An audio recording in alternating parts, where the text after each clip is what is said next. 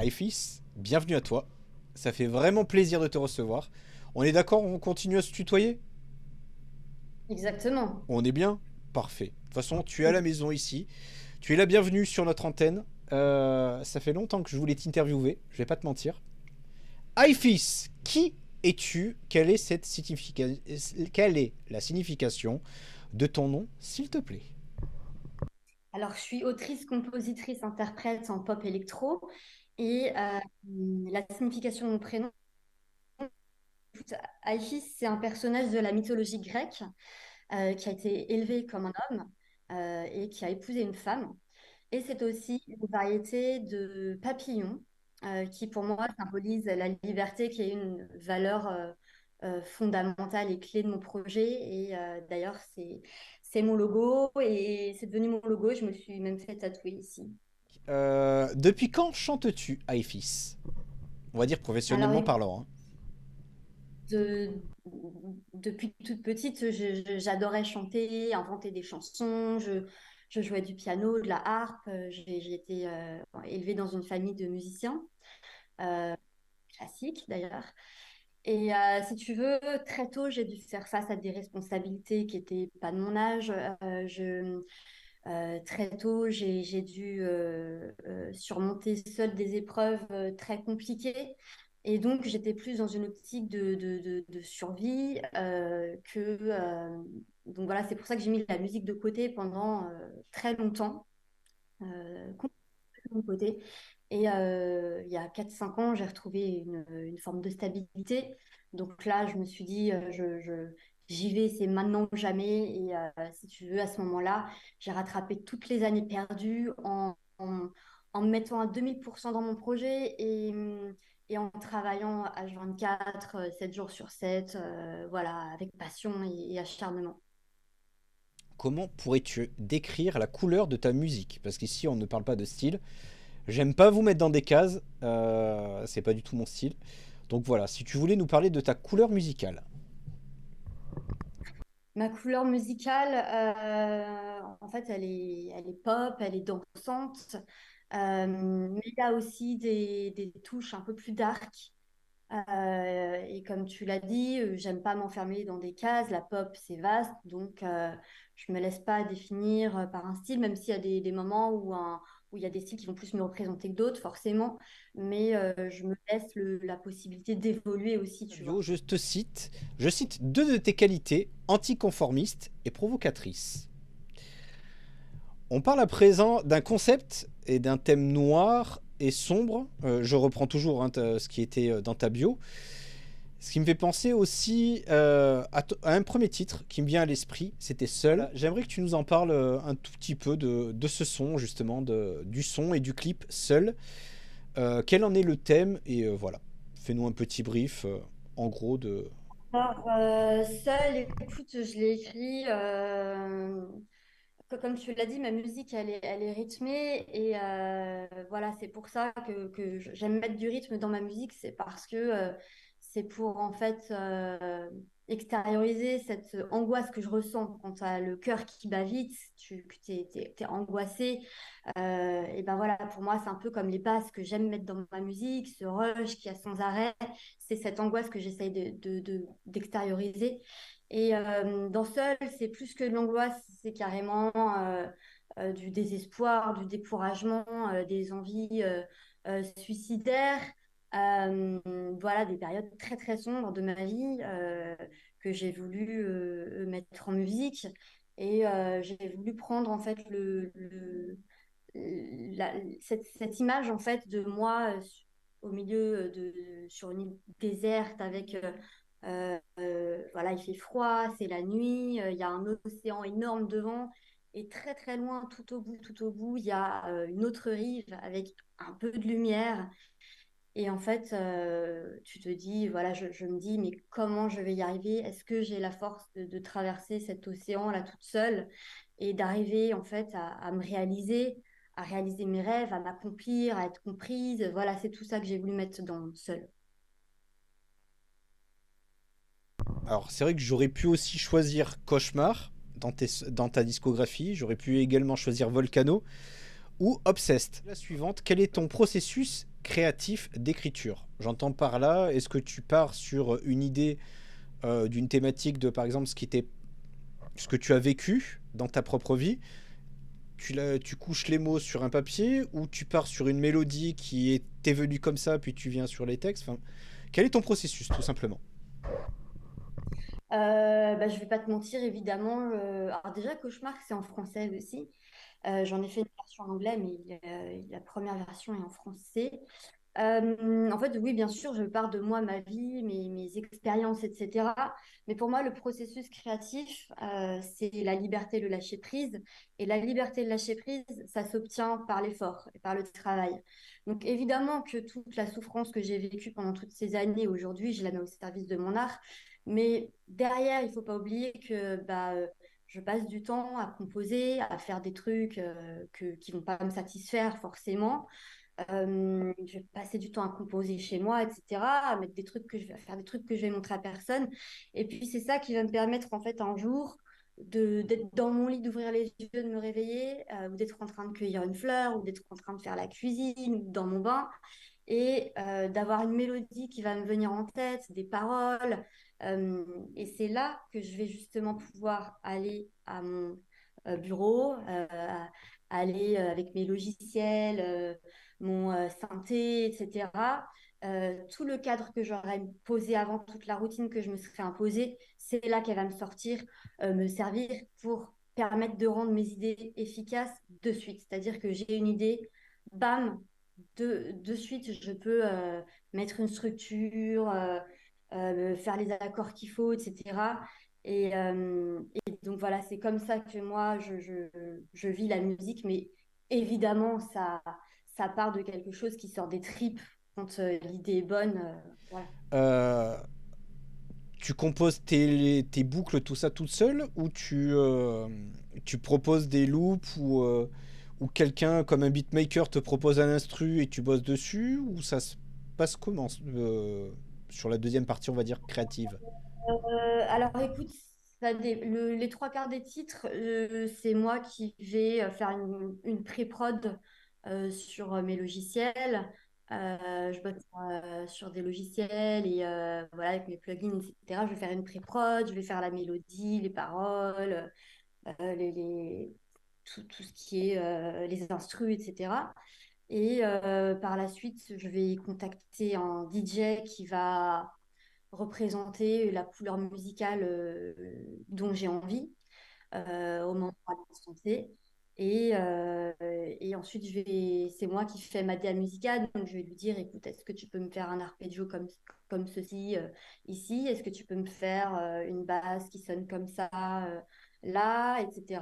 Et puis après, on va avoir des retours. Et ensuite, il y a le mixing et le mastering et les clips. Et voilà. Et parfois, ça peut être aussi une top line. Donc, parfois, je peux partir de l'instru d'un, d'un producteur et faire une top line dessus. Mais je trouve que ça me laisse un peu moins de liberté que de partir de zéro et de faire seul. Ouais. Le regard des autres sur ton art, IFIS. Alors moi, quand je crée, je mets une partie de moi dans ce que je fais. Je mets une grosse partie de moi, c'est-à-dire que je mets ma vision des choses, comment je ressens la musique, comment je vois la musique, comment je l'entends, je l'imagine. Et donc, ce qui compte, c'est ce que moi je vis et pas ce que les autres. Donc, le regard des autres n'a aucune importance à ce moment-là. En revanche, il y a un moment donné où ma musique devient publique et donc forcément à ce moment donné, les gens, il y a des gens qui vont adorer, il y a des gens que ça va toucher, il y en a d'autres que ça va aider et puis il y en a d'autres qui vont être indifférents, il y en a d'autres qui vont, voire rejeter ou tu sais dire: «Ah moi j'aurais bien fait ça différemment» et cetera. Et voilà, ça, en fait, à partir du moment où tu pars du principe que tout le monde, a une vision différente des choses et que tu ne peux pas plaire à tout le monde, hem tu es libre de faire ce que tu veux et donc moi, je donne le meilleur de moi et de ma vision, dans mes titres Et je ne donne pas le meilleur de ce que quelqu'un attend que je fasse. Non, Euh, voilà. Actuellement, on reçoit en général des invités qui sont hors label, on va dire major, tout ça. C'est aussi ton cas? Oui, oui, moi je suis indépendante. J'ai structuré mon projet sous forme de label, donc j'ai mon propre label. Donc c'est génial parce que ça me permet de garder les droits sur les masters si jamais un jour je signe avec une plus grosse maison de disques ou un plus gros label. Et puis peut-être un jour, voilà, si j'ai la chance de faire une belle carrière, voilà, pourquoi pas produire d'autres artistes avec ce label, tu Justement, vois. quelle a été ton appréhension number one à tes débuts, iFis? Celle-là, Je des fois, suis elle est quelqu'un qui a... compliquée, hein. Celle-là, elle est compliquée des fois, j'avoue. Non, parce que enfin, je suis quelqu'un qui est vrai, j'ai pas froid aux yeux, c'est-à-dire que moi, je me suis lancée, j'ai exploré plein de styles, j'avais pas peur vraiment de m'afficher parce que c'était une façon pour moi de m'exprimer et que j'en avais rien à foutre, tu vois. Et en fait, mes deux grands ennemis, très rapidement, il y en a eu deux qui se sont démarqués. Ça a été le temps, parce que je courais après le temps. J'avais envie de faire les choses très, très vite, tout de suite. Et j'étais dans une impatience extrême. Et en fait, justement, quand tu travailles avec d'autres personnes à qui tu soumets ta vision de ton projet, bah, déjà, trouver les bonnes personnes avec qui travailler et leur faire comprendre ta vision, ça peut mettre du temps. Donc, euh, maintenant, j'ai une vision différente et je suis beaucoup moins dans cette urgence et je me laisse le temps parce que les belles choses, parfois, se font magiquement, instantanément, ça arrive, mais la plupart du temps, il faut laisser le temps aux choses de se maturer et c'est comme ça qu'elles deviennent belles. Et la deuxième difficulté, c'est mon perfectionnisme, parce que j'ai une vision très très claire de ce que je veux et que je suis très très perfectionniste. Mais il faut accepter aussi justement que si on veut pas, que les choses ne seront jamais parfaites et que si on veut pas mettre des années à faire quelque chose, il faut aussi se dire que l'art, c'est de l'imperfection et que c'est beaucoup plus intéressant d'ailleurs quand on laisse une part d'imperfection et d'inattendu et de surprise. Euh, donc voilà, je suis dans... Aujourd'hui, j'ai appris à tempérer ces deux aspects je cherche cet équilibre maintenant dans chacun de mes projets. Temps et de l'actualité, de ton actualité musicale du moment. Est-ce que tu as un single, un clip, un EP, un album, une future tournée? Pourquoi pas? Dis-nous ce qu'il est possible de nous dire ce soir à l'antenne de One Air Media. Alors, je viens de sortir un clip et un son qui s'appelle Dernier jour, qui parle de violence conjugale. Donc voilà, ça c'est l'actualité toute fraîche. Ensuite, j'ai un titre auquel je tiens beaucoup qui s'appelle Chair de mon sang. La chair de mon sang, je ne sais pas quand je le sortirai, du tout. Pour l'instant, je suis à Los Angeles, je viens d'y déménager et je viens me nourrir des bonnes énergies, collaborer avec d'autres artistes, continuer d'évoluer, peut-être d'écrire un deuxième EP ou un premier album. Et en fait, là, je suis plus dans une optique de, voilà, aussi de performer, etc. Mais je suis plus dans une optique de lâcher prise et de ne pas planifier et de laisser les choses se produire, voilà, de manière magique et inattendue. Ou plutôt, là, la suivante. Quel a été pour toi l'artiste, le groupe, le DJ, que dis-je? Je ne sais pas, l'artiste, tout simplement, qui t'a le plus inspiré? Pour moi, il n'y a qu'une artiste que je peux te donner parce que pour moi, c'est vraiment mon idéal artistique, c'est Lady Gaga. C'est une grande chanteuse, une grande actrice, une grande, comment on dit, autrice. Et pour moi, en fait, elle est allée au bout de ses accomplissements, elle est allée au bout de toutes les limites, elle a pris tous les risques qu'il y avait à prendre, elle a eu peur de rien. Et pour moi, voilà, c'est ça, en fait, être un artiste, c'est aller au bout de ses limites et tout explorer. parler de tous les sujets et voilà, aussi bien visuellement que dans sa musique, elle est incroyable. Donc c'est vraiment mon modèle artistique. Si tu avais un pouvoir aujourd'hui, lequel serait-ce? Alors, je remonterai le temps et je mettrai les hommes et les femmes sur un pied d'égalité parce que je pense que ça aurait évité des vies entières gâchées, euh, des, des vies au sens propre et puis au sens figuré, en termes aussi d'accomplissement. On aurait une image de la femme dont on a encore du mal à se défaire totalement différente. Euh, et des problèmes sociétaux qu'on n'aurait clairement pas non plus aujourd'hui. Justement, et je vais préciser aussi la date parce qu'elle est très importante. Le clip Dernier jour est sorti le 20 novembre dernier. On va le faire découvrir dans un instant, puisque c'est une première diffusion aussi. J'ai voulu le garder exprès, justement, pour notre interview et pour notre entretien aujourd'hui, iFis. Donc voilà, j'aimerais que tu nous, hashtag, pitch nous ton clip, s'il te plaît.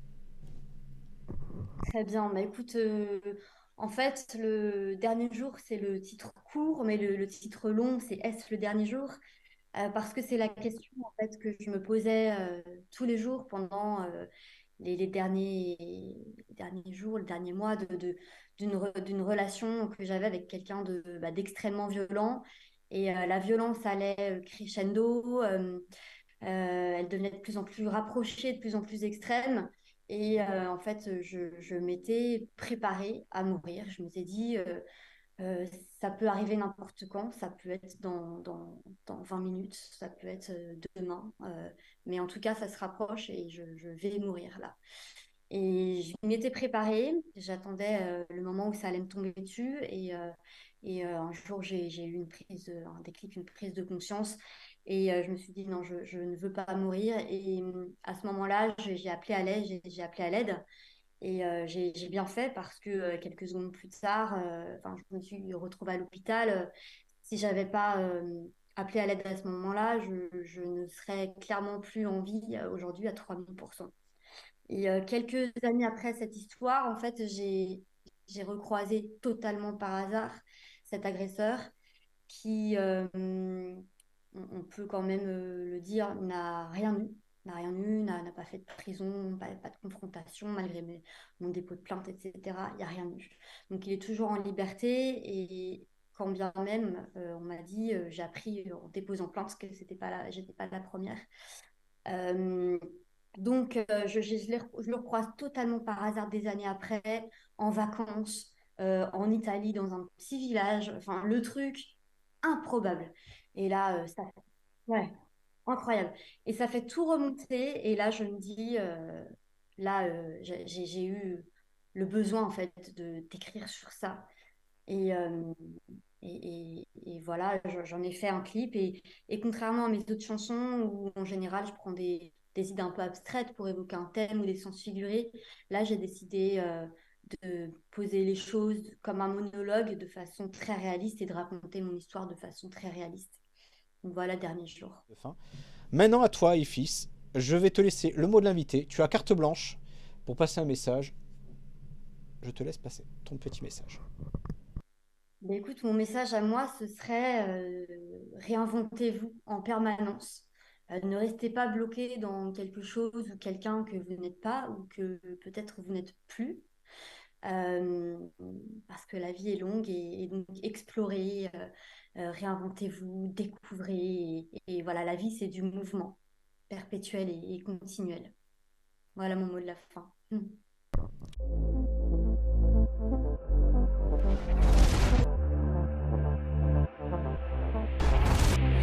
Tout est flou quand j'essuie tes coups. Je ne sens plus rien, je ne ressens plus rien qu'un vide qui dessine des rides sur mon visage que tu ravages. C'est toujours ma faute